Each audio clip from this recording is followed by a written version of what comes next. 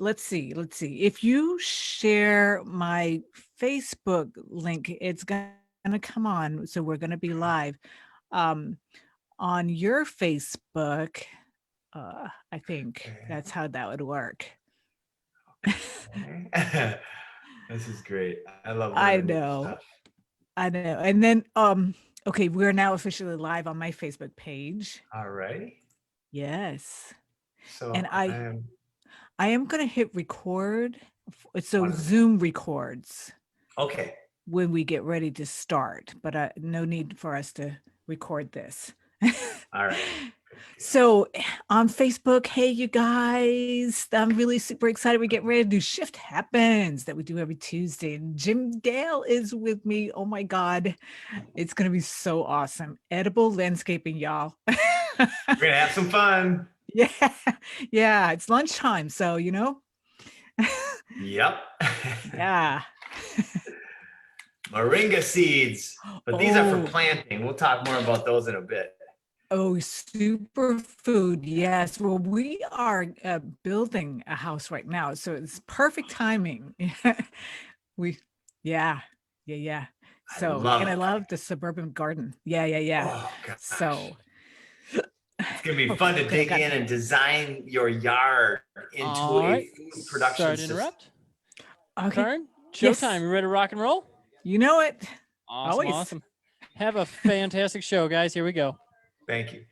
Thank you. Following program is being brought to you on the Voice America Health and Wellness Channel. For more information about our network and to check our additional show hosts and topics of interest, please visit voiceamericahealth.com.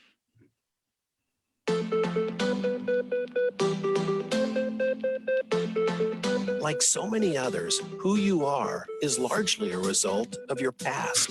We have so many positive and not so positive experiences that we start to doubt ourselves and our place in this world.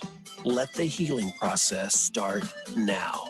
Welcome to Shift Happens with Karin Weiri and co-host Ida Serena Lee. When you start to focus on healing from the inside out, you'll learn so much more about your own health, your well-being, and your state of mind.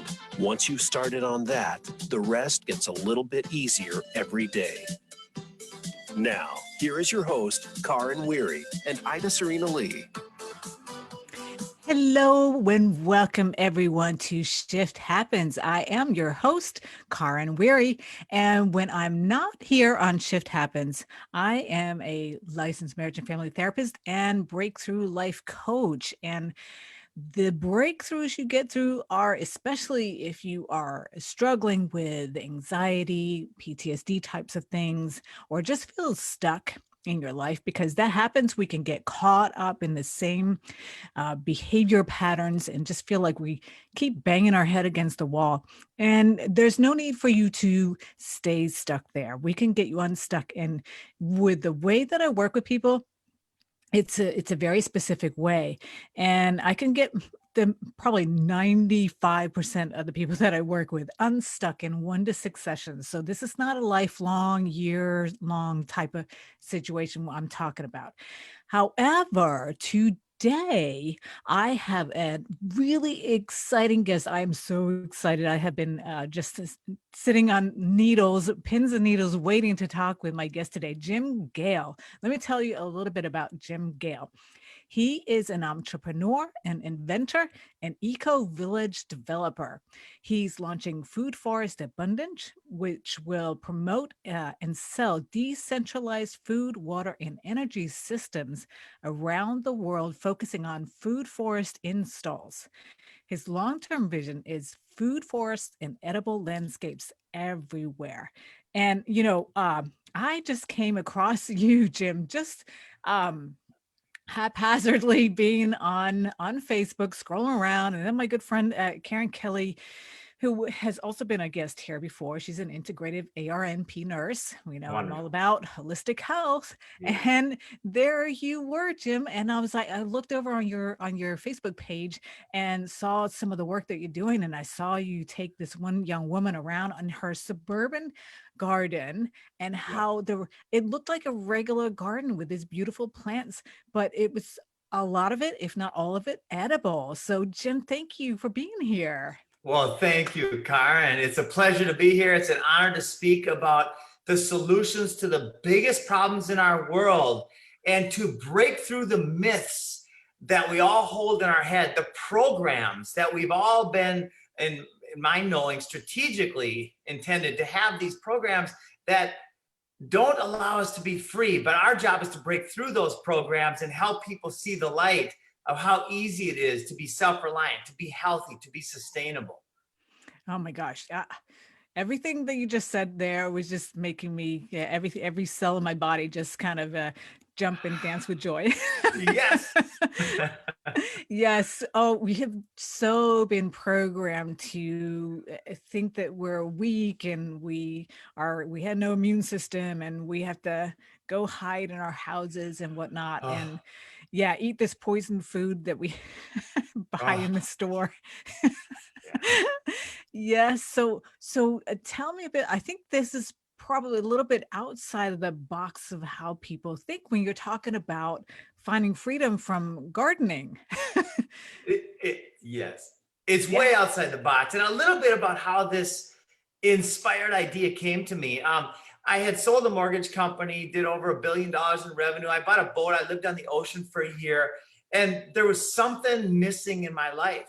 And I didn't know what it was. You know, when it's missing, you don't necessarily know what it is. Otherwise, you'd find it and you'd be done with that whole period of life. But I was looking, and I moved to Costa Rica because I've always been a lover of nature. You know, in fact, they teased me, called me Nature Boy growing up. On my first magazine, my only magazine subscription in my life was Ranger Rick. And I would put the pictures of all the animals on my wall, right? So I've always just been really attracted to nature. And so when I moved to Costa Rica, I was looking to just, you know, I had a lot of money at the time, and I was more focused on money than I was on the understanding of what was happening in the world until I had my first two daughters. And then when you live day by day and you live just a life for yourself, and then all of a sudden when I had kids, I was starting to look at the world differently and ask new questions like, what's the world going to be like in 20 years, in 30 years, in 50 years? What's the world of my grandkids going to be like? And at the exact same time, you know how everything happens at once, like the law of attraction, the most powerful law in the universe. I started looking at the world through this lens of looking for or seeking solutions. And I found out about permaculture. And I found out about the hard way. I was developing land and I was getting heavy criticism from some local environmentalists. And even though the first thing we built was a fruit tree nursery and we started planting fruit trees, I still didn't know anything about permaculture. So they beat me up pretty good. But I don't get offended very easily. So I listened in between the punches, the right and the left hooks, about how bad I was for developing land. This word permaculture stuck out. And so after they left and I wiped the blood off, I started going online and what is permaculture?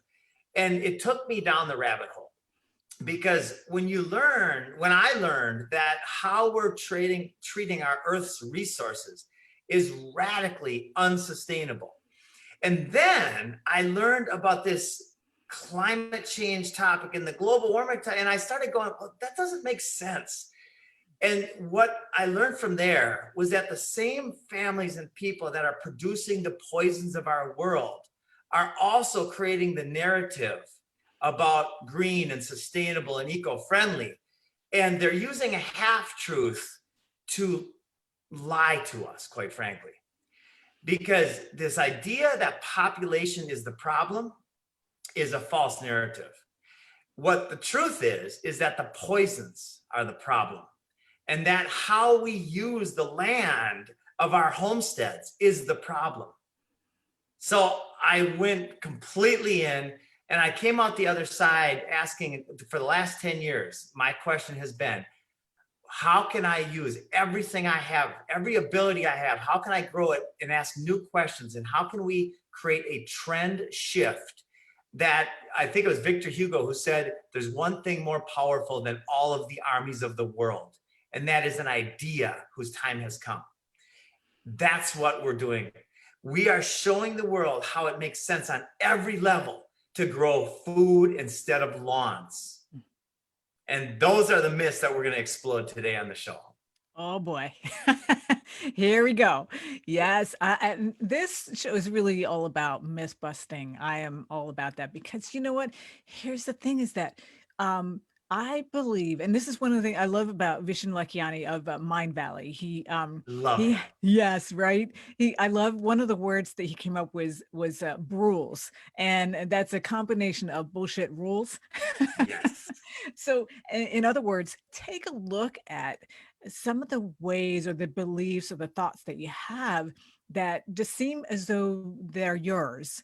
In reality, they're not necessarily really yours. It's things that you've been taught, things that you've heard, people around you, the media, family, all that kind of school, whatever.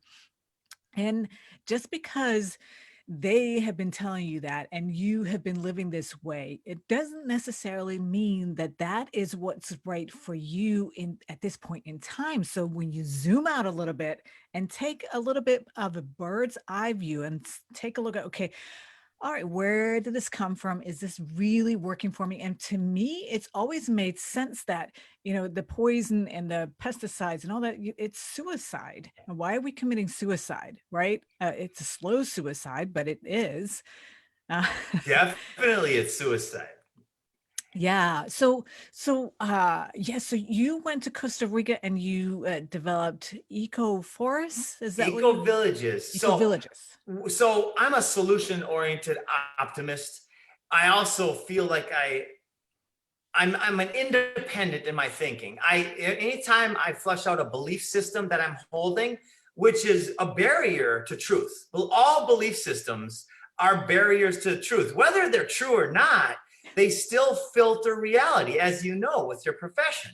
And so I step back and I say, let me just forget about my belief system, which is easier said than done. But I started asking new questions. I'm saying, well, does that make sense? Does that make sense? And when I started flushing out all the things that don't make sense in a natural world, and that's my foundation. That is, when I look to something, would nature do that? Does nature create seeds that cannot reproduce new seeds, like a GMO? No, that is just insane bastardization of nature. And then they patent and they make these seeds for profit. And then they start suing people whose seeds blow over into their fields, right? I won't go too far into any of these tangents because it's a very high level general view, but I started asking these questions. And then on the flip side of that, and in permaculture, you turn the problem into the solution. So, okay, the problem is the poisons. The solution, as Bill Mollison said, though the problems of our world are increasingly complex, the solutions remain embarrassingly simple. And to that line, the American lawn is the most destructive scam in the history of our world. And there's been a lot of them, but that's the one that allows the control, literally cancer, diabetes, heart disease, mass extinction, deforestation, can all be reversed when we start planting perennial edible landscapes instead of the most destructive monoculture on our planet that uses more poisons than any other crop, but does not provide food, which is the American lawn. Yeah. And guess what so many of the HOAs do when you live in a neighborhood is they require you have to, and if not, we're gonna put a lien on your house and we'll take your house. Oh, yeah. So I've went down all those rabbit holes and started digging into the politics behind these decisions. Henry Kissinger back 50, 60 years ago said, if you want to control nations, control oil. If you want to control people, control food. This strategy to control the people by way of controlling the food has been implemented for many decades. In fact, you can go back hundreds of years when the slave masters didn't want their slaves to grow their own food because they would lose some bit of control. So when we take the control back, and this is where it gets really fun. Because what does everybody say? I have a brown thumb. I have a black thumb. I don't have the time. I don't have the knowledge. I don't have the space. I don't have the money. All of that is BS. It's belief systems. It's also bullshit. Yeah. Yeah. And so, yeah. Okay. So multiple things you said in there. First of all, what I love was I'm all about empowering people. I feel that, when you Yes. have the knowledge, then you, or at least be open enough to hear that there may be another way. And then you can decide from there. Like you said, put your beliefs up on the shelf for just a few minutes. Take a look at this, take a peek, maybe even try it out, dip your toes in the water and see what you think. And then you can change and do whatever you want, but at least have an open mind to it. And then, so, it's about empowerment. And then when you say that it doesn't have to take a lot of time and effort. So that's definitely something I want to know more about. Well, let's jump into that one. Do it. So we did a video yesterday. This a gal, I think she's 18, and she turned the edge. So she has a standard suburban backyard, and she took about 4 feet along the back edge of the property where the fence was, and she turned that into a perennial, mostly perennial, some annuals, edible landscape. So she did 2 raised beds with sweet potatoes. She got 50 pounds of sweet potatoes, which is one of the most nutrient dense starches you can have. Wow. She has loofah and papaya and banana. And so for people in Minnesota, where I grew up, their first thing is, oh, I can't do that in Minnesota because we don't have papaya and banana. Well, guess what you do have? You have raspberries and blueberries and blackberries and gooseberries. You have pears and plums and apples. You have grapevines. You have so many different medicinal foods that we have been poisoning. So we see this thing come up that we don't know what it is. What are we trained to do with that? To call it a weed and to poison it.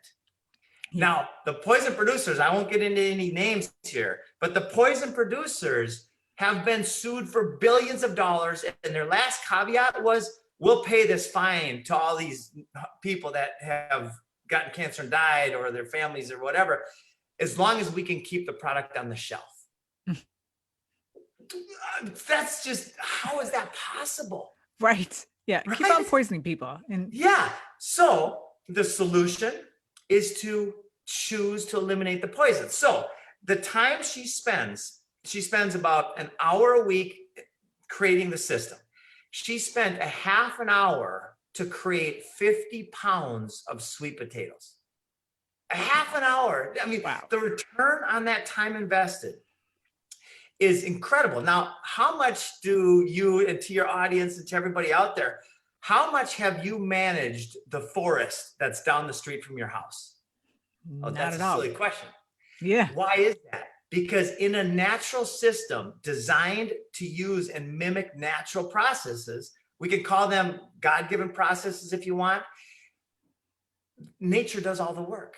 Yeah. Fruit trees, perennials and annuals. This is the difference between, most people think growing food means you have to be a farmer, right? Mhm.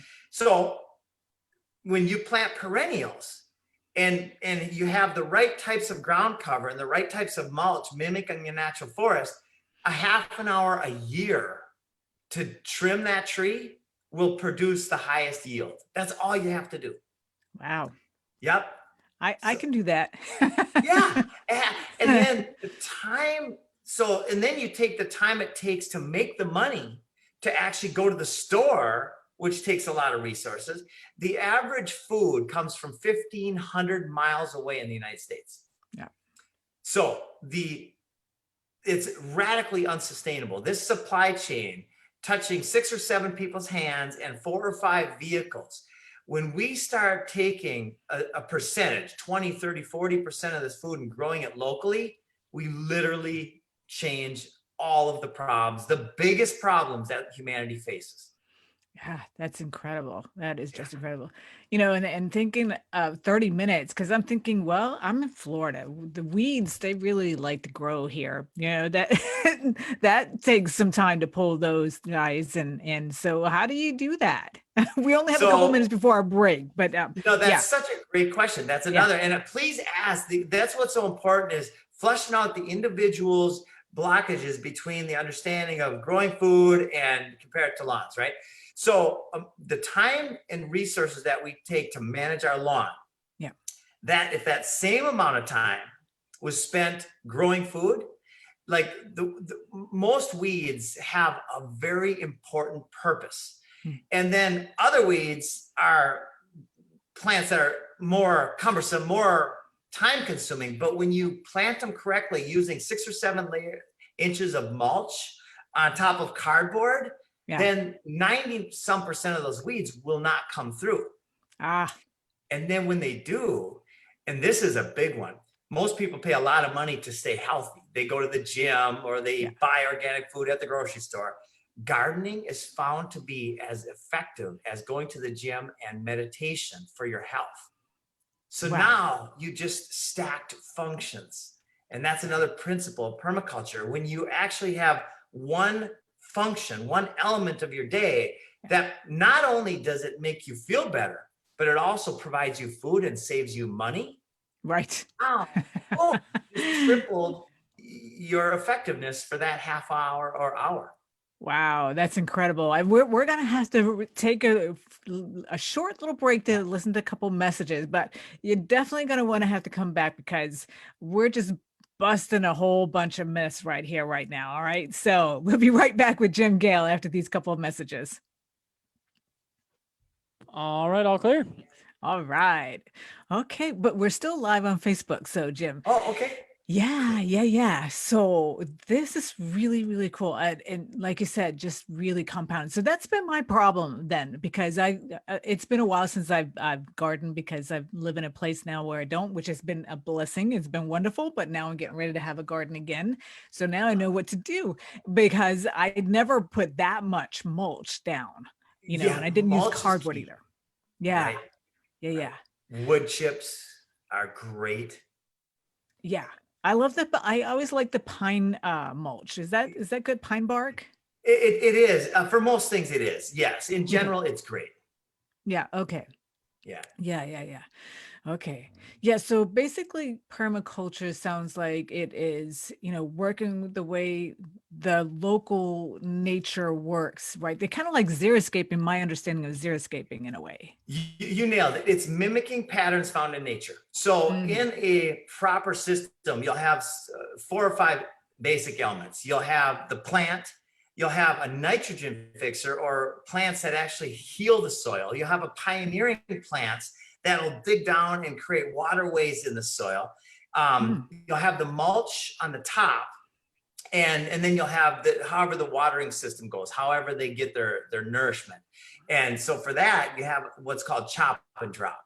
So you'll have leaves. For instance, a lot of people take their leaves and bag them up and leaves are like the best thing in the world for your lawn. So don't get rid of your leaves, my friends. Yeah. Okay. All right. Yeah. That's good. And because that's when I did have a garden, I was trying to do my best, if there were pine needles, take those and use them as mulch, and try to, what do you call it? Have a compost, but then I just ended up throwing everything in a pile, and then it was too much work to turn the thing. And so it just ended up being a big pile. And underneath that pile is where the gold is. That's where the worm castings are. So that's great that you have a pile, because it's an asset that you can use, in the future when you do the same thing. I go in and whenever I need a couple shovels of good dirt, I'll scrape off the compost pile, I'll dig in there, and that's where all the worms Sorry to interrupt. We're coming back. Oh, okay.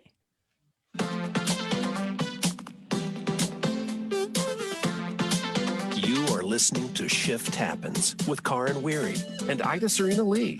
Do you have a question or comment about today's program? If so, we'd love to hear from you. Call in to the live show at 1-866-472-5792. That's 1-866-472-5792. Or send an email to karinw@insightscounselingcenter.com. Remember that Karin is spelled Karin. Now, back to Shift Happens. Hello, everyone, and welcome back to Shift Happens. We are making a lot of shift happen today. And just before we jump back into talking with Jim Gale about edible landscaping and finding freedom and sovereignty through gardening, which is a whole different way of thinking about gardening. I love it. Let me just tell you a little bit about what I do when I'm not here doing Shift Happens. Now, I make shift happen in your personal life when you feel stuck, you feel caught up in anxiety, things that have happened that are playing again and again in your head, and you just can't get out of that. There's a real reason why, and it's really with the right modalities, which is the ones that I use. I can get you out of that so you can move on with your life and put all that stuff behind and just I liken it to it before you're rowing against the current, against the stream, using a lot of energy, trying to, you're exhausted and it takes a lot of energy. Let's just turn the boat around and go with the stream. That's what you do when you go tubing, right? You don't want to go up against the stream. That doesn't work. So, and you can find me on insightscounselingcenter.com, on Facebook, LinkedIn. Just look up Karin Weiri and there I am. Now, today, we're talking about something really super important, ways that you can take back your health, you can take back your wealth even, you can take back your time, you can take back the environment and so many things that happen when you know how to work with the garden, even if you're in a suburban garden, in a suburban area and you live in a HOA ruled neighborhood, right? So I have Jim Gale here of Food Forest Abundance. He is a permaculture eco village extraordinaire here to share his expertise with us. So yes, go ahead. Karin, I want to say, when hearing about what you do and understanding a little bit about that, I just want to say how much I appreciate that, how much that has changed my life. Flowing with the stream is so important. So I just want to shout out to that. What you teach is the foundation of everything, how to be conscious and how to be inspired. My whole mission, so there's different ways to motivate. There's fear and there's love. There's, a lot of people now are using fear and violence and basically force.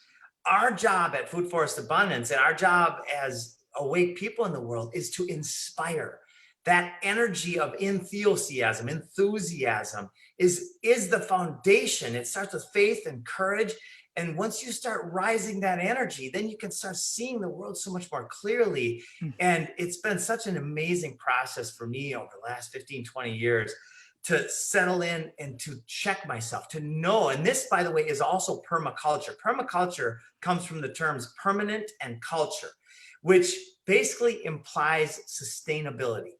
And currently, we are radically unsustainable in our processes. And this is, again, by design. But the solutions are within our hands. Yeah. And I might blow some people's minds here, but there's a reason that everybody listening has heard of this idea, this vision of the Garden of Eden, right? Because that's our game to win. That's what the prize is. The prize is literally abundance and freedom and health on a scale that is global. It's more than possible. I've created these systems, and many thousands of other people have also created these systems where you just walk outside and literally there's food growing everywhere. Isn't that amazing? It's so beautiful. It just makes me smile with joy. It's amazing. There you go. Now, okay, so imagine your backyard or any lawn, and you take, let's say, 10 square feet or 100 square feet of lawn. At any given moment, how much life do you see in that space? You might see a butterfly going through. You might see something on the ground, but for the most part, you've got some grass and you've got some biology under the soil, but there's nothing else there.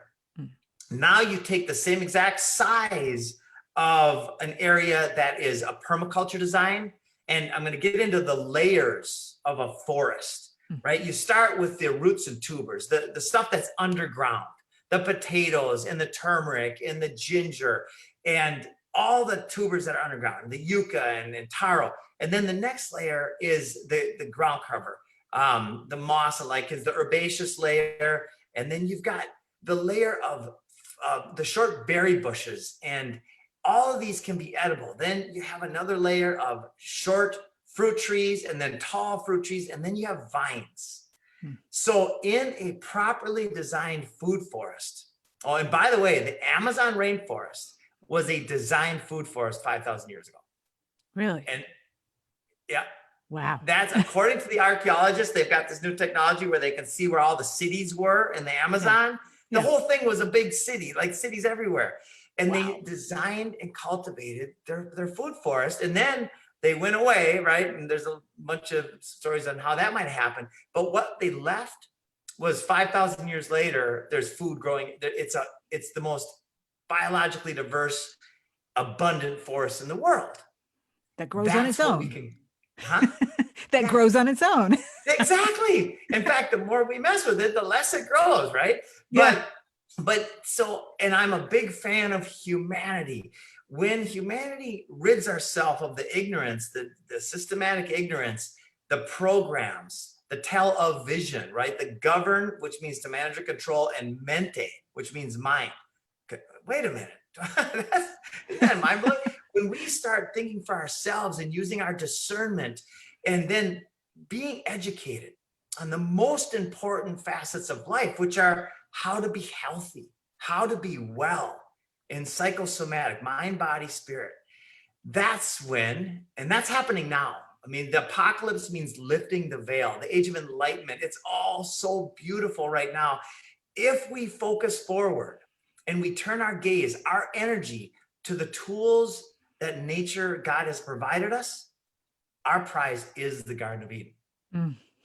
That's so beautiful. And I've never heard that before about the Amazon, that it was a planned, permaculture. That's amazing. Isn't that crazy? I love it. But it makes complete sense. Yeah. Because when you started talking about the layers, I immediately went to the Amazon and how it works that way, and so beautifully. It's all nurturing each other. And So just one to wrap up that original point that I kind of got off on a tangent. So you take the same amount of space and you put it in a natural system, you've got hundreds of times more life.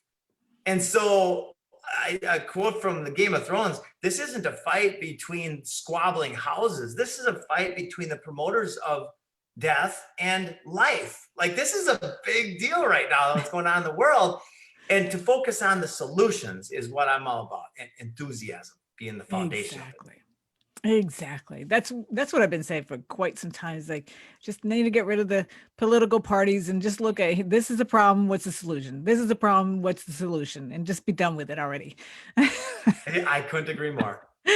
Yeah. Because all the pointing fingers and blaming, that gets us absolutely nowhere, other than, all more tied up in a wad and absolutely nowhere, and stressed out. And this is, again, what you're saying is that you can help, with being in the garden is has the same level of benefit as meditating and working out.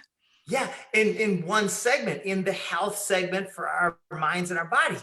But that doesn't even include the food you get and the money you save and the butterflies and the birds that you help create an environment for. Like, it's just incredible when you look at the picture of the two different systems. You can see where we have to go. We could have 30 billion people on this planet if everybody worked in logical, sustainable systems. Yeah. So do you have, I don't know if you have worked with like HOA communities. Is that something that you've ever done? Okay. I would like to hear more about that. Okay. Yes. So this is a fight that that I will have. Like, for instance, I've got 5 raised beds in my rental house backyard, and then we're building a completely off-grid community about a half an hour away, where I'm creating every home will have its own well, its own full food forest with over 100 types of food growing on the property, and its own power. So completely off grid, yet luxury, which most people think off grid means a cabin in the woods. Yeah. Right. My job in life, for the sake of I'm, by the way, there's no other perspective than the perspective of self. We can take second position and third position the best we can, but the perspective of self is the only truth that we can experience. So I am selfishly serving. I have given away thousands of moringa trees for free because I like it, because it feels good, and because it helps create a sustainable world for future generations and for my grandkids. So because I debate a lot of people about this whole idea of the selfish group and the not selfish group, let's forget that, and let's focus on how do we inspire the masses to take action without counting on the governmente to do it for us. That is not sustainable, and it's what leads us into enslavement. Yeah. So this was something, it's so funny. That's actually how I ended up seeing you, because and my honey, we've been talking about, a big plot of land, this, that, and they live off the grid and create a community, this type of thing. And then Karin, she posted something, and then that she mentioned you, and that's how I got to see you. So you're actually building it. Yeah. Okay. Well, my first question, let's reel back in, was with regards to the HOA community. So what do you do with those situations? So most communities, you can grow food in your backyard. And most communities, you can have a certain types of trees and stuff like that in your front yard. So my thing is very simple. Instead of having a bush that's purely ornamental or a tree that's purely ornamental, have the same size tree designed in, but have it be multifunctional. Have it have the flowers that attract the butterflies. Have it have food producing elements. Like one of the simplest things we could do is turn every fences, some of them are beautiful, but they're not near as beautiful as a wall of green living food. So all you have to do to turn your fence into a trellis or a food fence is plant the right types of vines at the base of the fence. Jackfruit and passion flower and grapes. I mean, there's just so many different foods that can turn your fence into a multifunctional fence. Yeah, because they need something to grow on anyway, those vines. Yeah, so there you go. And it's beautiful. Yeah. So passion flowers, the vines, they're edible? The flowers? Passion fruit. The fruit. Oh, they produce fruit? Yes, passion fruit is incredible. There's also chayote, and there's a ton of different types of grapes. There's perennial lettuces, and there's a lot of different vines. Grapevines are probably the most popular in most of the zones. Yeah. And one of the things I did not know that you could grow that here in Florida. You were talking about the loofah. Yeah. You can actually grow that here in Florida. Yep. And you can get your sponges, instead of buying sponges at the store and throwing them away, you can just grow your loofah and have your organic, incredibly beneficial sponges. Right? Both to clean your house and yourself, your body. Yeah. For sure. Wow. That's really cool. Yeah. I really need to look this up so I can have a talk with you. So really it's about just kind of replacing one with the other that's similar in looks and what the HOA requires and that type of thing. Yes. And here in Florida, most places, the backyard is free game. Like it's open. And when we do something, it's beautiful. Like it looks great. So a lot of people have this vision of a food forest is just kind of chaotic. But when you put mulch down and a border down and you work the edges, it absolutely looks beautiful, and it's incredibly functional. Right. And again, when we are growing something that attracts life, the butterflies and the bees and, hopefully some bats to take care of the bugs, and those kinds of things. So, is it something that you promote? Is it part of, to maybe put up bat houses? Is that part of permaculture or? Absolutely. Animals are part of a natural system. Bats are the #1 killer of mosquitoes. And also there's these, if you have any ponds around, there's certain plants that attract the dragonfly larva. Dragonflies are phenomenal. Dragonflies and bats are the best. And then possums kill more wood ticks than any other animal.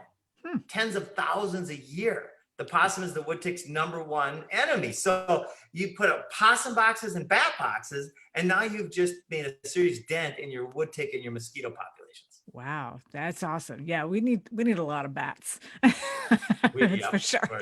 Yeah. And they're so cool to look at, right there at dusk, and they're zipping around all over the place. Yeah, we were going for a walk, I don't know, maybe a month ago, and it was like the bat was following. I was like, yeah, keep on coming along, bring your friends too. Yeah, I love it. You're probably walking, if you're walking through a thing, you're stirring up like the mosquitoes and stuff, and it's a really neat symbiotic relationship. And why are bats demonized? Why are some of these things demonized? It's really interesting how that happened throughout history. But the bottom line is bats are incredibly beneficial creatures. Yes, we want more of them. That's for sure.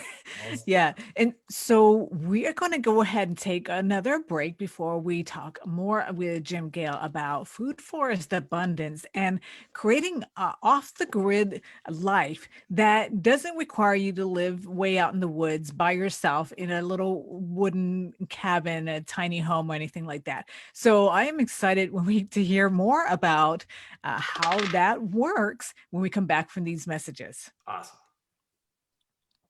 And we're all clear. So are you now, huh?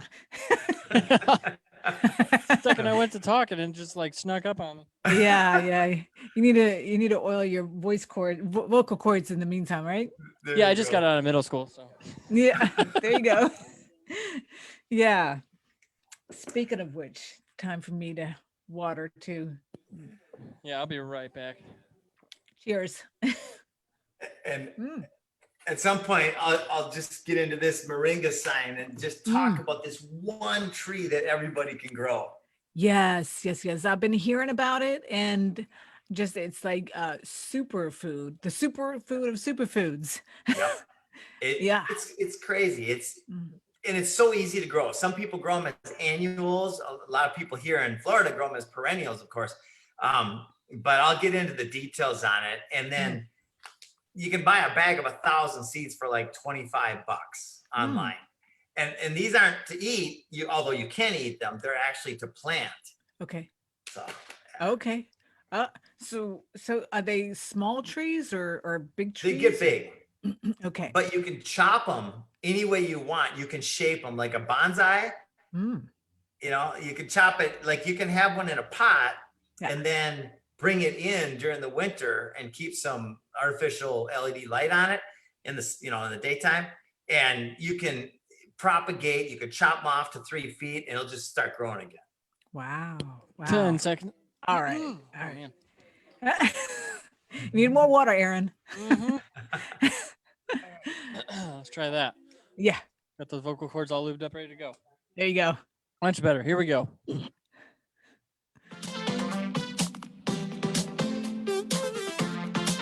You are listening to Shift Happens with Karin Weiri and Ida Serena Lee. Do you have a question or comment about today's program? If so, we'd love to hear from you. Call in to the live show at 1-866-472-5792. That's 1-866-472-5792. Or send an email to karinw@insightscounselingcenter.com. Remember that Karin is spelled Karin. Now, back to Shift Happens. Hello and welcome back again to Shift Happens. We are busting all kinds of myths today. I am your host, Karin Weiri, and when I'm not on here, I am your licensed marriage and family therapist and breakthrough life coach, because when you get stuck in things that have happened in the past, even though it might seem like it's not anything that has to do with the past, but you're just stuck in your head and stuck in patterns that aren't working for you, relationships, careers, whatever it is, I can get you unstuck, and in a very short amount of time, because nobody has time to be stuck in all that yuck. And for your physical and mental health. Today, we have an amazing guest. I'm so excited. We're just getting all kinds of awesome information that's really going to turn your life and the world around when you implement this. And this is Jim Gale of Food Forest Abundance. He is here telling us all kinds of amazing information about how easy it is to create your own edible landscape that doesn't look like, you're living out on a farm with rows and rows of all kinds of stuff. No, it looks like a regular suburban garden. So thank you again for being on here and sharing your wisdom with us. Well, I'm honored to be. This is what my life is about now that I've learned what I've learned. Yeah. And what I've learned is that the solutions to the world's biggest problems are embarrassingly simple. Number one, I always say, is have faith and courage. Do not comply with tyranny. When tyranny becomes law, rebellion becomes duty. And then I go right into how do we do it. So I'd like to get into a few very specific things that everybody can do to grow food. Yes. All right. Please. Yes. Microgreens. Have you heard of microgreens? I have, but I don't really know what it is. So this is perfect. Great. Yes. So microgreens are basically baby plants. And some plants are really good when you grow them for 10 to 14 days, and then you harvest them. And when you eat them, they're between 4 and 40 times more nutrient dense than their adult counterparts. Wow. For instance, broccoli and kale and peas and sunflowers and radish. You can put a tray on your counter, and they usually come in 10 by 20 flats. If you want to look up microgreen trays, the 10 by 20 flats and then the 10 by 20 mats are great. Then I would suggest using peas, broccoli, and kale mix. Peas in one by itself, because they're very fast growing and they're very big. And then a broccoli and kale mix on another tray. And it's actually less time per day to water the microgreens. It takes about 10 squirts a day as it is to brew coffee in the morning. Oh, wow. So it becomes, because most people, if they're coffee lovers, they have a habit, a pattern every day of, brewing coffee. Well, if you put the microgreens, which was what we've done, right next to the coffee pot, you spray them. Now, within 10 to 14 days, you'll have an incredible meal. And I have 2 trays always going. I have a tray of peas, which grow pretty big. They grow like 8-10 inches within 2 weeks. And that one tray of peas, the 10 by 20 tray, along with the broccoli and kale, can create 8 salads that are incredibly healthy. The cost is about $1.50 for the components, the seeds and the mats. You can also use soil, but a lot of people in the kitchen, they don't want to use soil. So mats are very clean, although soil is a little bit more nutrient dense than mats. But either way, they're phenomenal. So now you've just made 8 salads that, if you look at the nutrient content of these salads, you're talking 5 to 10 times more nutrient rich than a salad you buy in a bag for $5. Wow. So look at the money. Look at the money you just saved. You just spent $3 and 20, 30 seconds a day. That it takes about maybe 2 minutes to actually set up the tray the first time. And then after that, it's 30 seconds a day. So look at the return on your investment from a financial perspective, from a health perspective, and from a helping the environment perspective. Wow. It's phenomenal. It's mind-blowing. The only reason not to do it is a myth, is a program that we want to shatter that program. For sure. So that's microgreens. And of course, you can look up YouTube, how to do microgreens. There's a million videos. I've got one at Food Forest Abundance on how to do microgreens. And then my favorite tree is the moringa tree.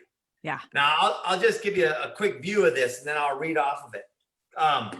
The moringa it's been called the tree of life, or the drumstick tree. There's 25 times more iron than spinach. Wow. 7 times more vitamin C than oranges, 15 times more potassium than bananas, 4 times more protein than eggs, 10 times more vitamin A than carrots, and 17 times more calcium than milk. in the leaves of this tree. So you grow the tree in your yard or in a pot.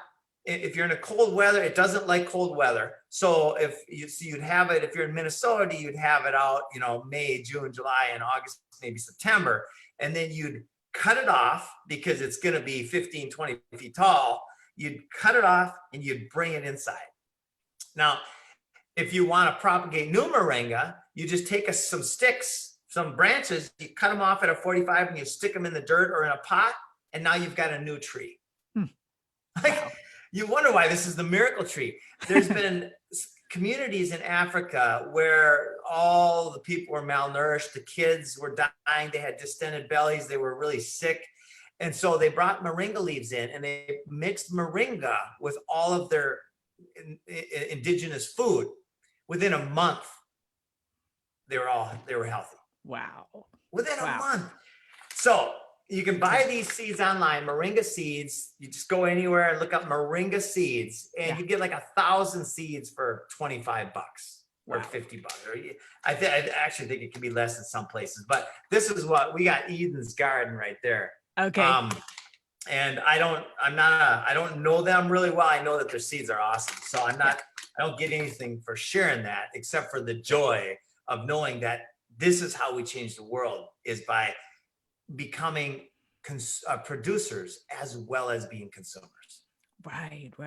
Oh man, that's amazing. To have your own medicine cabinet right there in your own garden. There's nothing better than that. That's exactly right. Yeah. It's always the first thing that I go to. Okay, I have this thing going on. What can I do that's natural? Oils, frequency, whatever, food. That's what I go to first. It's amazing. Yeah. It really is. And we're huge. I do sell CBDs and plant medicines because I'm just a huge advocate of anything natural, anything that was raised. Jane Goodall said, we're going to look back on this dark era of agriculture and shake our heads. Yeah. How could we have ever thought it was a good idea to grow our foods with poisons? Yeah. She was a smart lady. She is a smart lady. Yeah. No kidding. Yeah. And so real quick, is this your first off the grid community that you're building?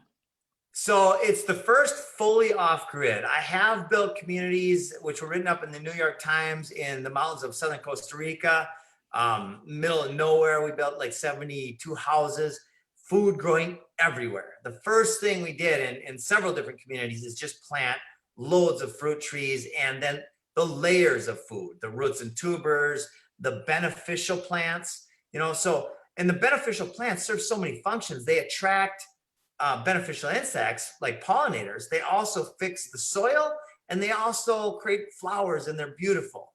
So knowing that's what our job is at Food Forest, is we design and install food forests nationwide.